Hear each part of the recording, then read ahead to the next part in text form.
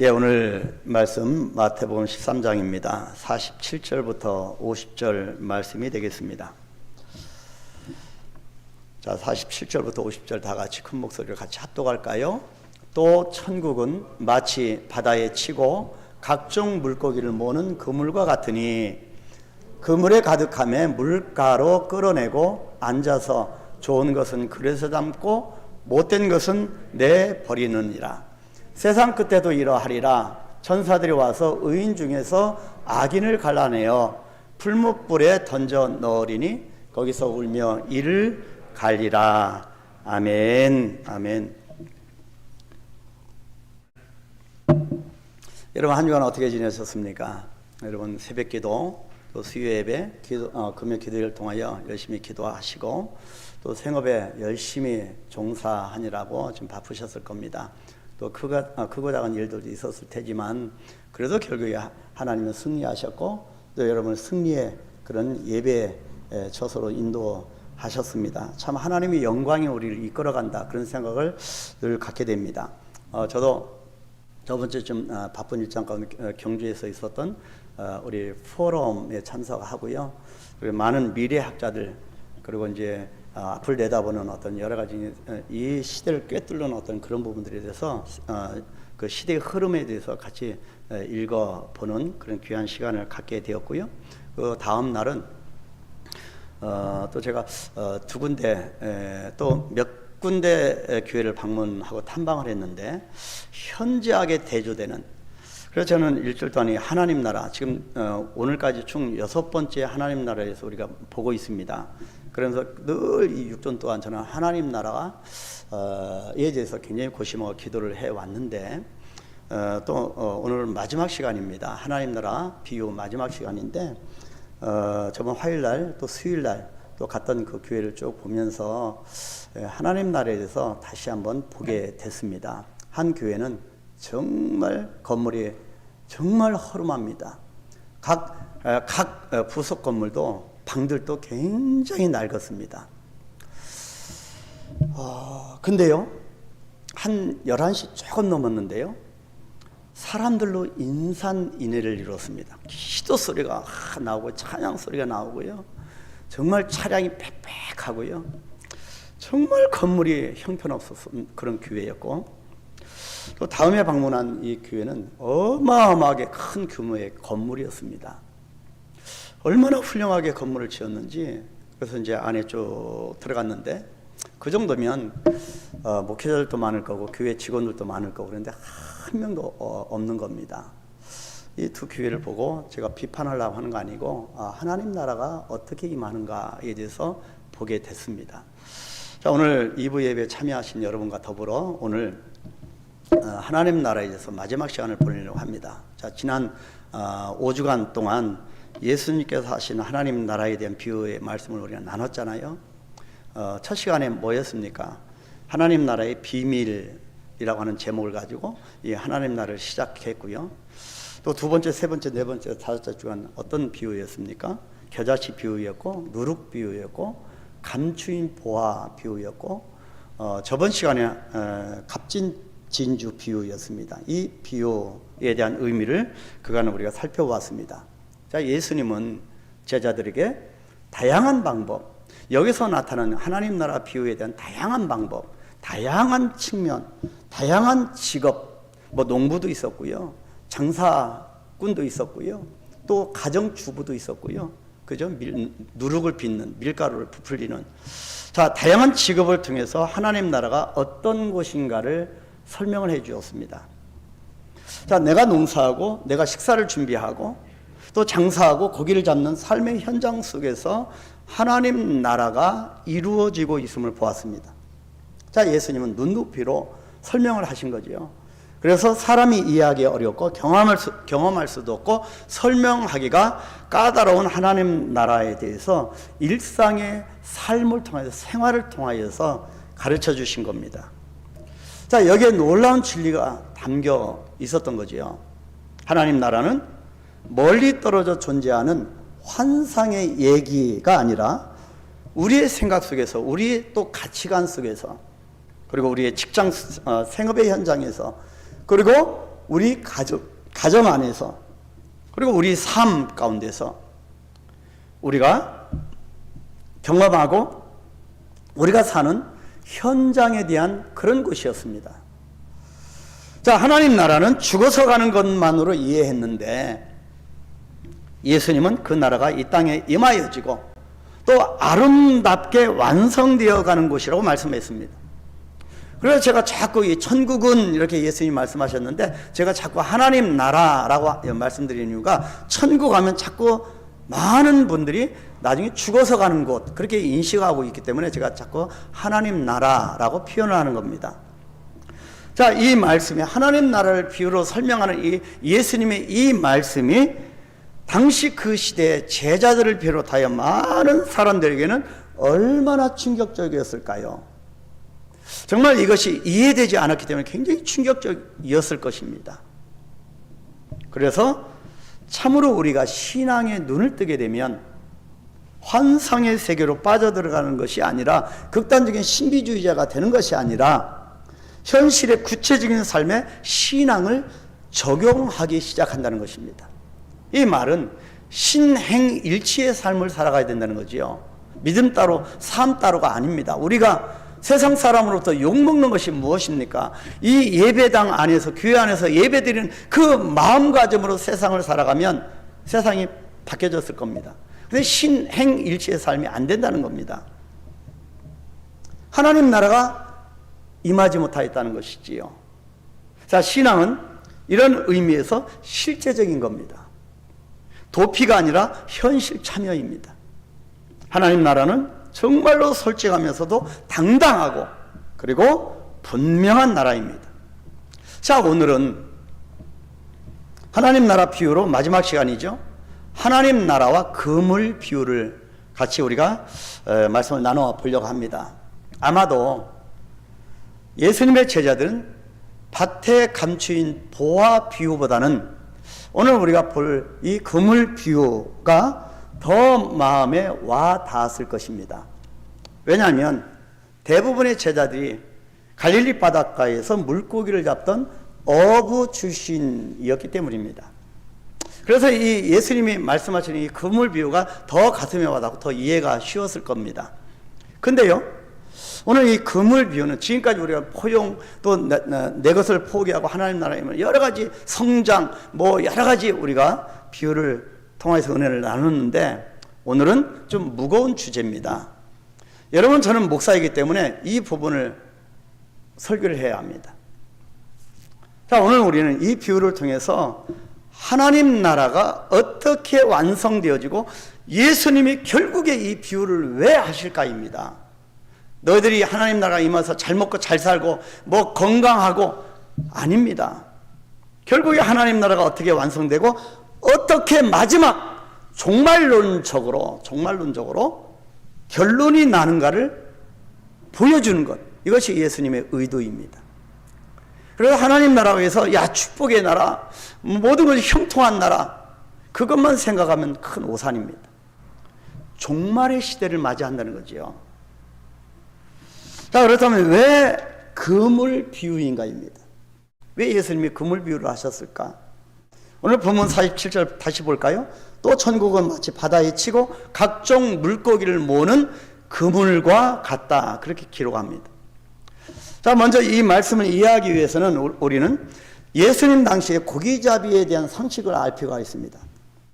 제자들은 고기 잡는 방법을 잘 알고 있었던 사람이죠. 자, 당시에 고기 잡는 방법은 두 가지였습니다. 하나는 토망식인데요. 머리 위에서 그물을 그물을 던지면 우산처럼 쫙 퍼져서 그렇게 거기 있는 물고기를 서서히 잡아 올려서 낚는 방법입니다. 투망식입니다. 근데 오늘 본문에 기록한 예수님이 말씀하시는 이 물고기 낚는 이 방법은 바로 수리식이라고 합니다. 뭐 언어는 원래 헬라 언어는 뭐 여러분이 기억하실 필요 없으니까 수리식인데요. 투망식 그물보다도 이 그물은 훨씬 더 큽니다. 그래서 완전히 이렇게 던지면 두 사람이 그물을 이렇게 넓은 위치에서 서로가 맞잡고요.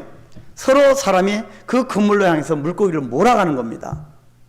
그래서 오늘 바다에 치고 각종 물고기를 모으는 그물, 큰 규모의 그물입니다. 자, 그래서 이 그물을, 양쪽에서 그물을 서로 잡고 끌어서 고기를 잡는 방법인데, 이 방법으로 하면 예수님의 비유, 그물 비유의 중요한 부분이 여러 종류의 고기를 대량으로 한꺼번에 몰아서 잡아들일 수 있다고 하는 것입니다. 그래서 하나님 나라는 다양성입니다.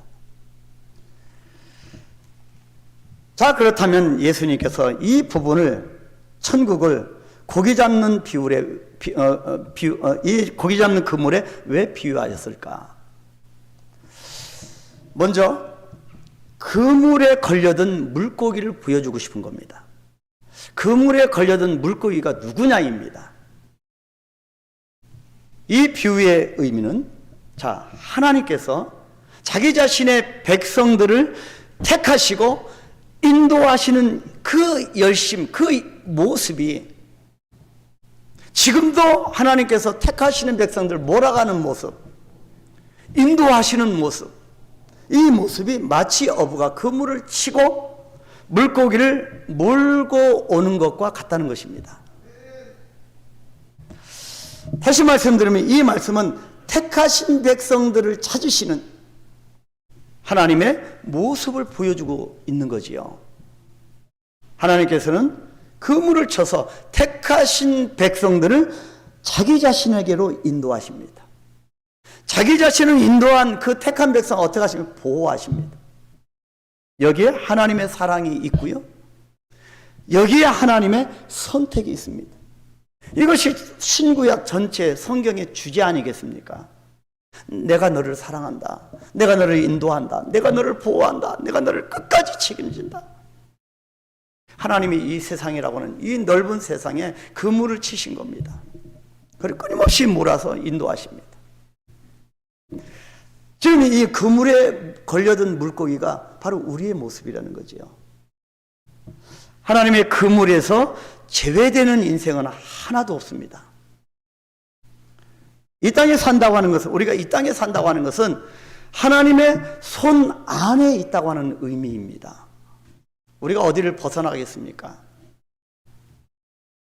지금은 당장 하나님을 모르는 것 같아도 우리 식구들 중에서, 우리 자녀들 중에, 우리 친지들 중에, 내가 아는 직장의 생업의 현장에 우리 직장 동료들 중에 하나님을 지금 모르는 것 같이 보여도 그 어떤 인생일지라도 이 하나님의 그물에, 분명히 하나님의 쳐놓은 그물 안에 들어올 물고기인 것입니다. 그래서 우리가 한 영혼 구하기 운동을 하는 것이 아니겠습니까? 그물을 쳐야 합니다. 시간의 차이가 있을 뿐이지 결국 하나님의 가슴에 안기게 되어 있습니다. 이미 우리는 하나님의 가슴에 안긴 사람들입니다. 이것이 바로 천국은 마치 바다에 치고 각종 물고기를 모으는 그물과 같다는 비유입니다. 자, 두 번째 모습을 보여주기를 원하시는데, 자, 물고기에 걸려든, 그물에 걸려든 물고기죠. 그 다음 단계는 어떤 모습이겠습니까? 어부의 손에 붙잡힌 물고기입니다. 그물 비유를 통해서 우리가 깨닫는 것은, 일단 그물에 걸려든 물고기는 결국 어떻게 된다고요? 어부의 손에 잡히게 된다는 것입니다. 자, 물고기가 그물에 걸려들 때가 되면 사람들이 막 몰고요, 걸려들 때가 되면 어떻게 할까요? 어부는 그물을 점점점 이렇게 죄어 나갈 것입니다. 그리고 마침내 물고기들은 어부의 손에 잡히게 되는 거지요. 자, 물고기가 바다에서는 어떻게 하는가? 자기 마음대로 헤엄치고 그렇게 살아갈 겁니다. 근데요, 자기 마음대로 헤엄치고 살아가는 것 같이 보일지라도, 그렇게 돌아가는 것 같지만 아닙니다. 언젠가는 그물에 걸릴 날이 다가오고 있다고 하는 것을 오늘 본문에서 말씀하고 있는 겁니다. 우리가 이 세상 마음껏 하나님 없이 한번 살아보시겠습니까? 근데요, 하나님이 쳐놓으신 그물에 우리는 언젠가 걸려들게 되어 있습니다. 이 그물 비유의 장면은 마치 이 땅의 역사입니다. 이 땅의 역사와 인생의 모습을 보는 것과 같다는 겁니다. 역사는 무의미하게 무작정 그냥 흘러가는 것 같이 보이고, 그리고 때로 반복하면서 윤회하는 것 같이 보입니다. 반복이고 윤회이고, 우리가 손목시계가 자꾸, 우리 벽시계도 자꾸 원형으로 돼서 자꾸 돌아갑니다. 저기 뒤에 크게 이렇게 해놓은 것도 몽골에 저번에 몽골 지도자가 어떤 철렁이라고 그때 와서 우리 교회 방문했었는데요. 선물 주고 간 겁니다. 뭐 하나님의 시계입니다 하고.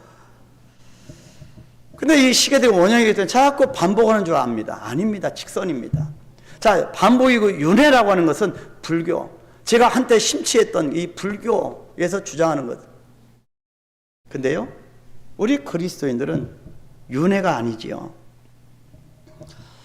우리 기독교인들은 역사란, 나의 인생은 지금 어디론가, 어디를 향하여서, 하나님이죠. 종말을 향해서 정확한 시간표를 가지고 나아가고 있다는 것입니다. 그것이 오늘 금을 비웁니다. 케임브리지 대학을 졸업하고요, 웨일스 대학하고 그리고 옥스퍼드 대학교에서 교수였던 역사학자가 있습니다.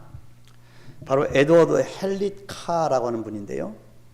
자, 이분이 쓴 저서들 중에서 What is History? 라고 하는 책이 있는데요. 역사란 무엇인가? What is History? 자, 역사란 무엇이라고 하는 책이 있는데요. 자, 이 저자의 가장 중요한 포인트가 두 가지입니다. 한 가지는 역사는 과거와 현재의 끊임없는 대화라는 것입니다. 자, 또 다른 하나는 우리가 공부해야 할 과거는 과거가 지나갔다고 전혀 상관이 없는 게 아니고, 우리가 끊임없이 돌아보고 공부해야 할 이 과거는 과거에서 우리가 역사에서 많이 교훈을 얻잖아요. 그래서 이 우리가 공부해야 되는 이 과거는 죽은 과거가 아니라 아직도 나의 현실에서 살아있는 과거이다라고 하는 것입니다. 여기서 이 저자는 하나님을 언급하지 않거나 하나님을 배제하고는 역사에 대해서 논할 수가 없다는 것입니다. 그래서 역사라는 것은 히스토리 아닙니까? 히스토리입니다. 그의 이야기입니다. 자, 이것이 무슨 말입니까? 역사와 대화하기 위해서 또 죽은 과거가 아니라 현실에서 살아있는 역사를 알려면 내가 생동감이 넘치고 움직이고 역동성 있는 그 역사를 알려면, 내 개인의 역사도 마찬가지로 그런 역사를, 살아있는 역사를 알려면 살아계신 하나님을 배제하고는 알 수가 없다는 것입니다. 동의하시죠? 다시 말해서 역사는 역사의 주인이신 하나님에 의하여서 통치되고 다스려진다는 것입니다. 우리 눈에 안 보인다고 우리 뜻대로 살 수 있는 세상이 아니고 늘 항상 하나님께서 통치하시는 역사 속에 우리는 살아가는 겁니다. 우리가 사업을 하든 직장을 다니든 하나님의 통치하에 살아가는 겁니다. 저도 직장 생활할 때 얼마나 상사들이 쪼여야 되는지, 그래도 역사는 흘러갑니다. 그 역사 속에서 살아가는 우리도 마찬가지입니다. 하나님의 그물에 의해서 움직일 수밖에 없는 겁니다. 하나님께서 역사와 시간이라고 하는 이 그물을 가지고 하나님 자신의 때를 잡아당기면, 하나님의 때에 또 하나님의 그 시간을 잡아당기면 우리 인생은 그렇게 따라갈 수밖에 없는 거지요. 우리가 어떻게 보면 대단한 존재인 것 같지만 아닙니다. 우리는 죄인에 불과합니다. 죄인 중에 괴수지요. 하나님의 은혜가 필요한 그런 존재입니다. 하나님이 1분이라도, 순간 1초라도, 순간적으로라도 하나님이 함께하지 않으면 우리는 올바로 설 수 없는 존재입니다. 어느 누구든지 자기 마음대로 영원히 살 수도 없고요, 원하는 바대로 스스로 자신의 삶을 연장할 수도 없습니다. 좀 내가 1cm만 더 컸으면 좋겠다. 커집니까? 그래서 히브리서 9장 27절에 이렇게 말씀합니다. 한 번 죽는 것은 사람에게 정해진 것이요, 그 후에는 뭐가 있다고요? 심판이 있으리라.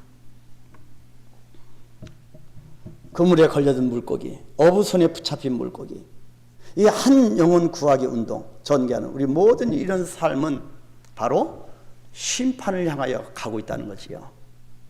하나님 나라 비유할 때는 참 좋아하는, 마지막 시간에 왜 이런 중압감 있는 말씀을 하실까? 여러분, 반드시 하나님 나라의 역사의 완성을 보여줍니다. 우리 신앙에 마침이 있는 거죠. 그렇다면 역사의 완성, 그리고 종말에 이루어질 현상이 바로 그물 비유라는 겁니다. 이제 어부가 그물을 물가로 끌고 오면 어떻게 합니까? 위로 끌어올리겠지요. 그물을 끌어올리면 이 그물에 잡힌 물고기들의 다양한 모습들이 나타납니다. 숨길 수 없습니다. 큰 물고기, 작은 물고기, 좋은 고기, 좋지 못한 그런 몹쓸 고기, 성한 고기, 그리고 찢긴 고기, 각양각색의 모습입니다. 상품 가치가 있는 고기, 상품 가치가 없는 고기, 다양합니다. 있는 모습 그대로 엎치락 뒤치락 하면서 이 물고기들이 적나라하게 드러나는 거지요. 우리 인생을 어떻게 살았는가 하나님 앞에 나중에 적나라하게 드러나는 것과 같습니다. 그럼 예수님이 이 비유를 드는 겁니다. 그래서 본문 48절에 그물에 가득함에 물가로 끌어내고 앉아서 어떻게 합니까? 좋은 것은 그릇에 담고 못된 것은 내버리느니라. 어부는 그물을 끌어올려서 좋은 고기와 나쁜 고기를 구분해 놓습니다. 바로 이 장면이 역사의 완성이고요, 하나님 나라 완성이고요, 역사의 종말에 이루어질 현상인 겁니다. 시간의 고비가 하나님의 손에서 당겨질 때, 역사의 종말이 가까워질 때, 잠시 동안 우리는 엎치락 뒤치락, 이 세상에 살아가면서 엎치락 뒤치락, 고난도 오고 순경도 오고 역경도 오고 좋은 일, 형통한 일도 오고 뭐 희로애락이 다 있고 엎치락 뒤치락 하면서 혼란과 아픔이 있겠지만 비로소 나중에 하나님 앞에 설 때 어떻게 된다고요? 어부의 손에 물고기가 그물에서 건져낼 때 다양한 모습이 드러날 것입니다. 비로소 선과 악이 드러나게 될 것이고요, 우리가 이 땅에서 어떻게 살았는지 다 드러날 것이고요, 그리고 선인과 악인이 구별되기 시작하는 겁니다. 이것이 하나님께서 종말에 보여주실 심판의 방법입니다. 여러분, 지금의 세상을 보십시오. 어떤 세상입니까? 참으로 혼탁과 혼란을 거듭하는 세상입니다. 지진과 전쟁과 기근과, 우리는 못 먹는 사람 없죠. 우리 한강교회는 굿 네이버스, 이 NGO 단체에서 어려운 분들 위해서 우리가 많은 그런 사역을 같이 할 수 있습니다.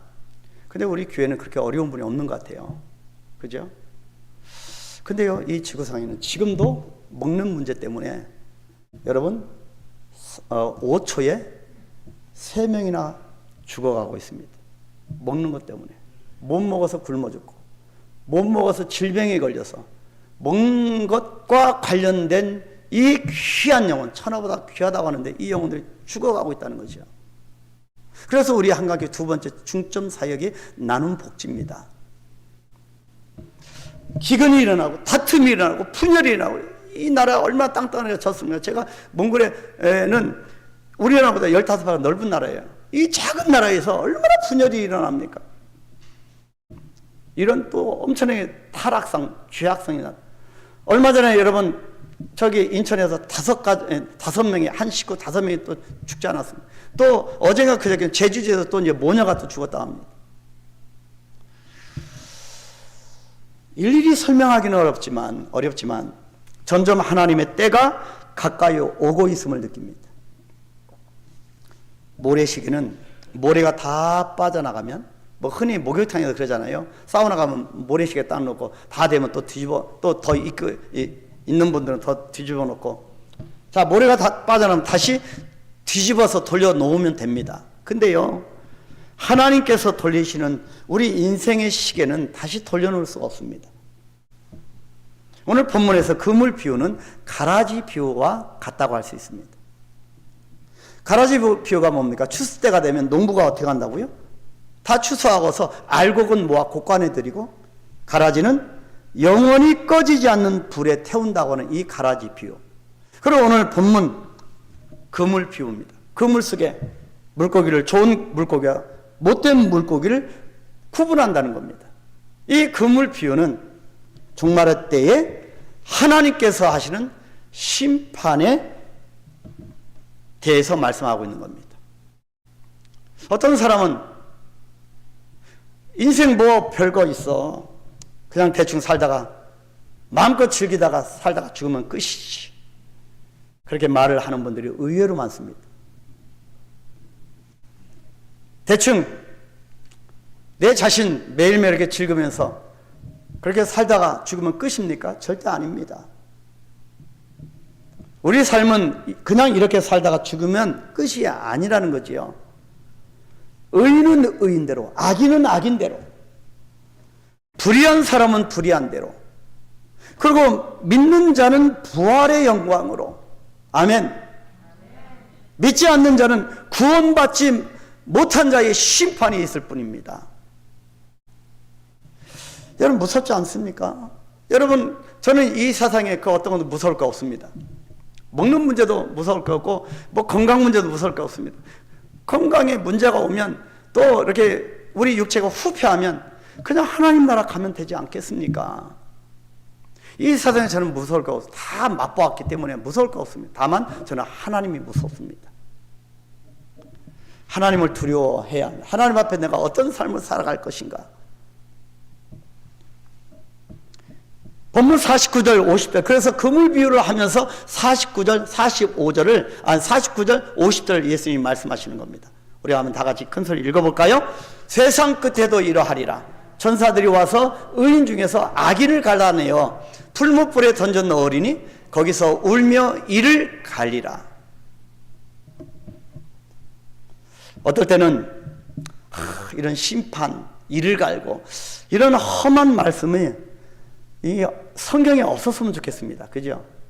좀 축복받고 형통하고 잘되고 그런 말씀만 있었으면 좋겠는데 자꾸 이런 말씀이 있는 거죠. 부담스럽습니다. 그렇죠? 자, 하나님도 사랑의 하나님으로만 계시면 참 좋겠는데 그렇지 않습니다. 진노하시나, 어떤 데는 진노하시고 무서운 하나님이시지요.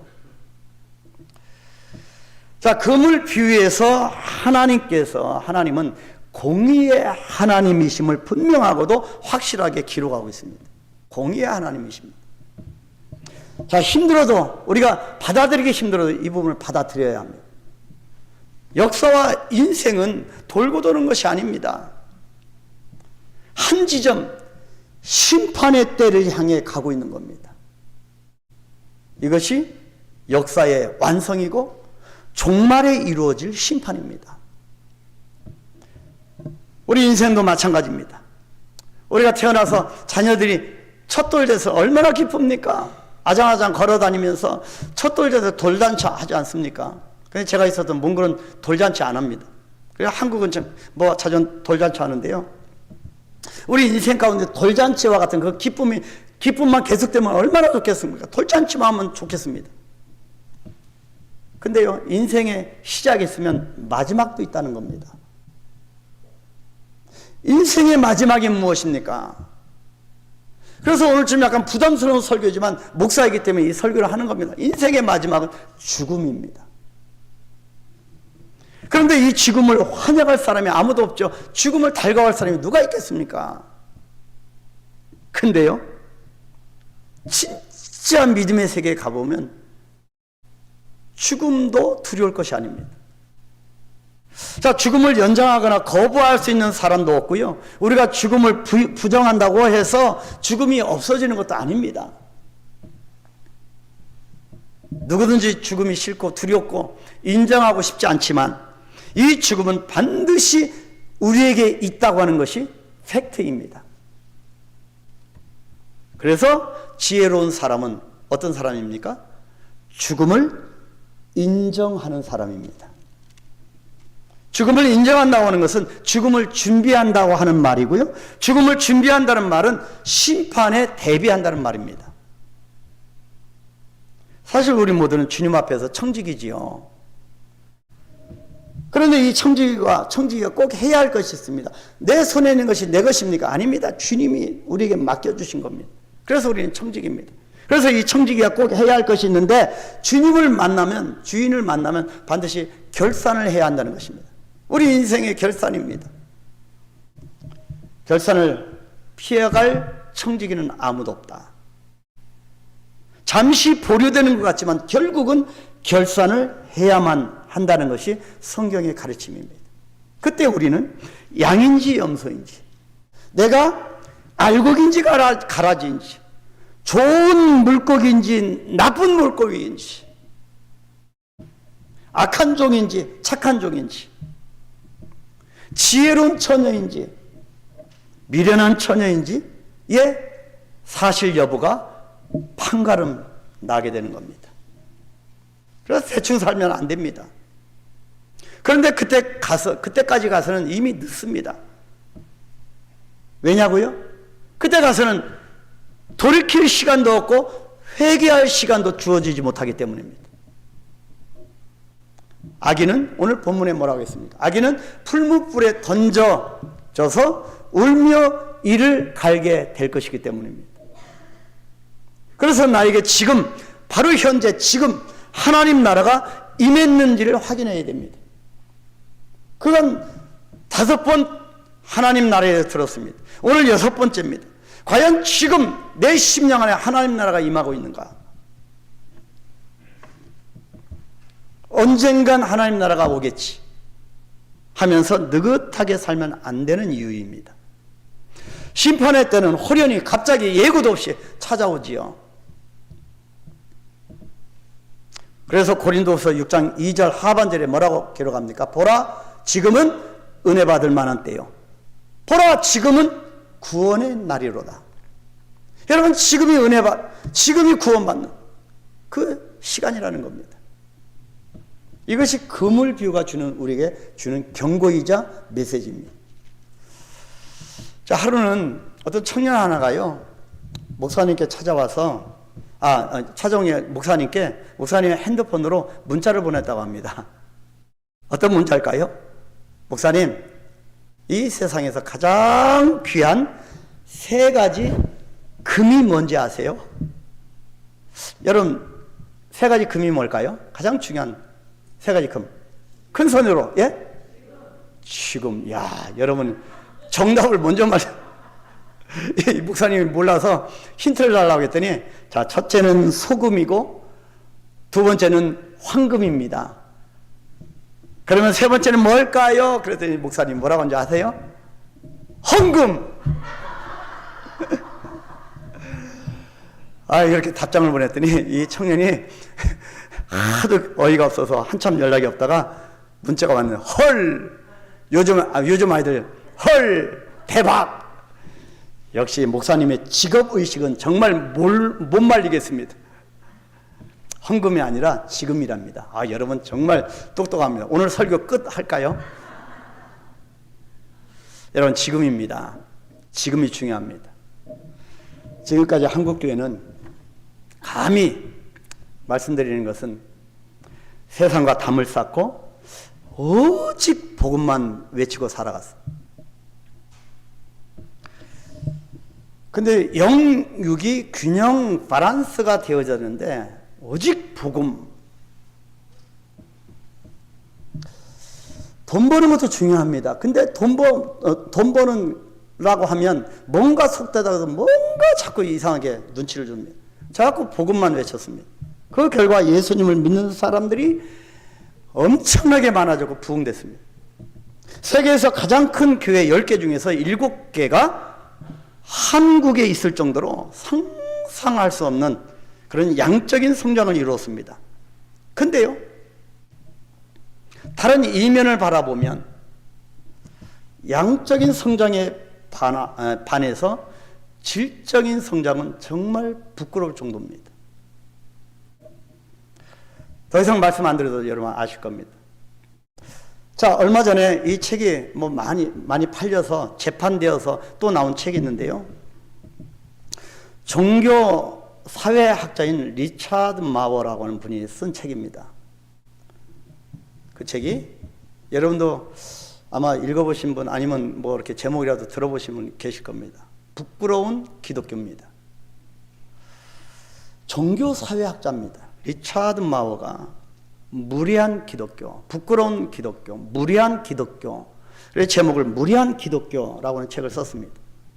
이 책 제목 자체가 다소 좀 도발적이고 우리의 아픈 데를 찌르는 느낌도 있습니다. 물론 이 책은 지금의 현재 이 다원주의 세상 속에서 기독교인들이 어떻게 거룩한 신념과 더불어 공손함, 존중성, 요즘 우리가 얼마나 그리스도인을 존중함이 없습니까? 상대에 대한 배려도 별로 없고. 그래서 거룩한 신념과 더불어 공손함, 즉 대화를 잊지를 않을까, 어떻게 하면 그렇게 될까를 이야기하면서 이 책을 풀어갑니다. 자, 이 책의 핵심 포인트는 세상 사람들에게 보여준 그리스도인들의 모습은 믿음의 삶과는 동떨어진 삶, 그런 모습인 것을 지적합니다. 그리스도인들은 세상이 비치고 소금으로서 우리의 생각 속에서, 그리고 우리가 늘 하고 있는 이 언어 속에서, 그리고 삶 속에서 믿음의 본을 보여야 한다는 것입니다. 그래서 무례한 기독교입니다. 하나님 나라는 지금이 중요하다는 겁니다. 하나님 나라는 죽어서만 가는 나라가 아니라 지금 이 땅에서 우리가 세상에게 보여줄 신행일치의 믿음대로 살아가는 그런 이 세상에게 보여줘야 할 나라라고 하는 것입니다. 다시 묻겠습니다. 이런 하나님의 나라 여러분이 임하셨습니까? 마지막입니다. 그렇다면 이 그물 비유가 우리에게 던져주는 교훈이 무엇일까요? 그물 비유에는 우리의 교회 생활과 신앙 생활에 주는 유익한 교훈이 있습니다. 그것은 그물에 있는 물고기의 모습이 참으로 다양하다는 것입니다. 제가 계속 반복하는 것, 다양성입니다. 각종 물고기를 모는 그물이라는 거죠. 각종 물고기입니다. 교회는 각종 물고기가 있으면 다 다른 거지요. 분명 어부는 좋은 물고기를 원했겠지만 그런데도 막상 그물 안에는 각종 물고기가 다 섞여 있다는 겁니다. 제가 유목국가에서 오랫동안 살았잖아요. 왜 양과 염소를 같이 키웁니까? 양만 키우면 되지 않아요? 왜 자꾸 염소는 막 뿔로 받고 자꾸 그러는데 왜 같이 키웁니까? 그랬더니 양만 키우면 굶어 죽는데요. 말라 죽는데요. 그래서 염소와 같이 키운답니다. 다양성입니다. 여러분, 인생의 행복을 꿈꾸지 않는 사람이 어디 있겠습니까? 그러나 인생에는 좋은 일만 있는 것이 아니지 않습니까? 심지어 나쁜 일이 좋은 일을 현저하게 덮어버릴 때도 많습니다. 이 나쁜 일이 좋은 일을 자꾸 덮어가는 겁니다. 마치 주인이 밭에 알곡을 뿌리고 갔는데 그 옆에 가라지가 자라고 있는 것 같습니다. 어떤 사람은 교회를 완전한 천국으로 생각하고 우리에게 천국을 기대합니다. 우리의 모습 속에서 천국을 기대합니다. 이것이 세상 사람들의 기대치입니다. 그래서 우리가 이 세상을 잘 살아야 되는 이유이지요. 그래서 우리가 욕먹는 것은 예수님이 욕먹는 겁니다. 그래서 사람들은 교인들을 다 천사로 생각합니다. 그래서 늘 이상적인 모습을 우리에게 요구합니다.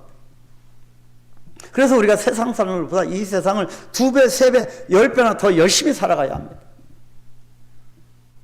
그러다 자기의 기대와 다른 모습을 보게 되면 어떻게 교회가 그럴 수 있냐고 큰 소리칩니다. 어떻게 저런 사람이 교회에 있냐고 소리치면서 교회를 떠나갑니다. 그렇게 소리치는 모습을 본 사람도 상처를 받고 교회를 떠나갑니다. 이 모습을 본 또 다른 사람도 어떻게 저럴 수 있냐? 저 사람이 어떻게 저럴 수 있냐? 김아무개 집사가, 김아무개 권사가 어떻게 저럴 수가 있느냐? 라고 하면서 또 상처를 받습니다.